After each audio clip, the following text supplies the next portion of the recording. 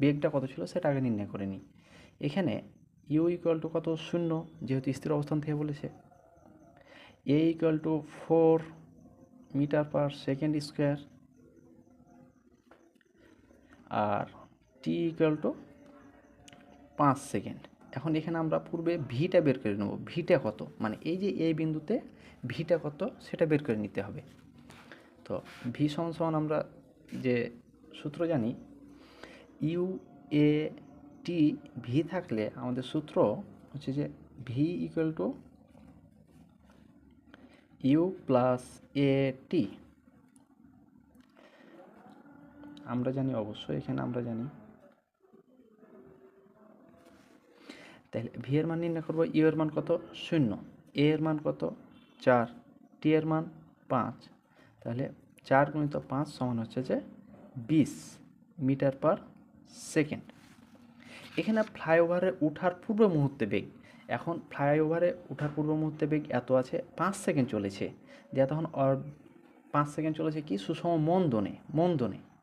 এখন 5 সেকেন্ড চলার পর তার এখানে অতিক্রান্ত দূরত্ব কত এটা আগে বের করব, পরবর্তী 10 সেকেন্ডে অতিক্রান্ত দূরত্ব কত এটা বের করব, তাহলে আমাদের ফ্লাইওভারের দূরত্ব বেড়েই যাবে।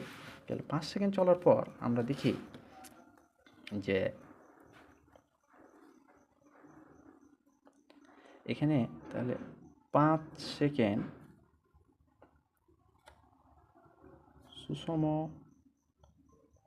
মন্দনে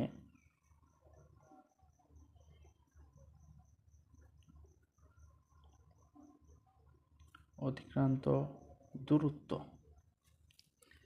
তাহলে এখানে টি ইকুয়াল টু 5 সেকেন্ড,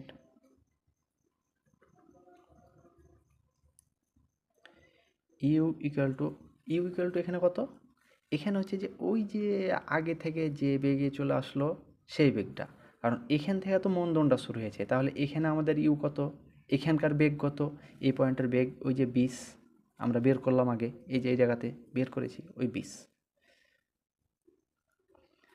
এখানে ভি এর মান আমাদের জানা নাই, কারণ এই বিন্দুতে ভি কত হবে এটা আমরা জানি না। তাহলে এই বিন্দুতে পৌঁছাতে আমাদের কত দূরত্ব অতিক্রম করতে হবে সেটা বের করতে হবে। তাহলে এখানে টি এর মান দেওয়া আছে, ইউ এর মান দেওয়া আছে, এ এর মান দেওয়া আছে। এ এর মান কত, এখানে হচ্ছে 2 মিটার পার সেকেন্ড স্কোয়ার, অবশ্যই -2 কারণ এটা মন্দনে চলেছে।